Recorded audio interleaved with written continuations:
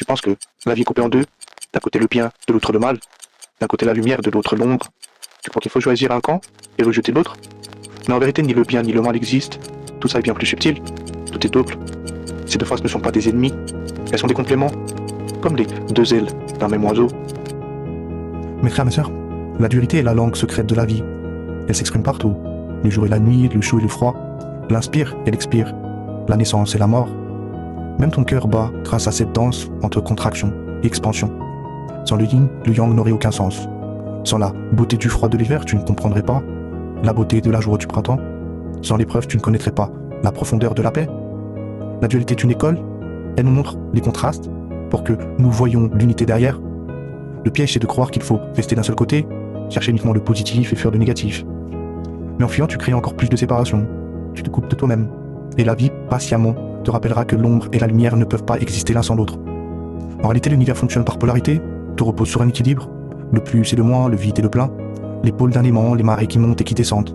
Et toi aussi, tu es construit sur ce modèle. Ton souffle alterne entre recevoir et donner. Tes relations te montrent tantôt la douceur, tantôt la dureté.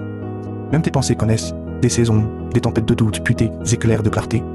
Et voici ce qu'on oublie souvent. Dans la matière, on croit que l'ombre est l'absence de lumière. On pense que le froid est un ennemi, que la pluie est une punition. En vérité, ce n'est pas le cas. Tout est indispensable au bon fonctionnement d'un autre corps, qui est notre univers. Et dans ça, tout est lumière, tout est énergie, tout est vibration. La lumière est la base de l'univers, même dans ce que tu appelles ombre. C'est pour ça qu'il est important de comprendre que la dualité n'est pas une prison, elle n'est pas un enseignement. Elle t'apprend que chaque opposé est en fait un miroir, et qu'en déréunissant, tu retrouves ton centre. Le jour où tu acceptes tes parts d'ombre, où tu ne cours plus seulement vers la lumière, tu découvres que tout est lumière, mais vu sous des angles différents. Et toi, tu n'es pas fait pour subir l'extérieur, tu es fait pour t'y adapter. Quand il fait froid, tu peux allumer ton feu intérieur. Quand il fait chaud, tu peux trouver en toi la fraîcheur. Ce n'est pas la météo ni les contrastes de la vie qui décident pour toi. C'est ton alignement intérieur qui transforme tout.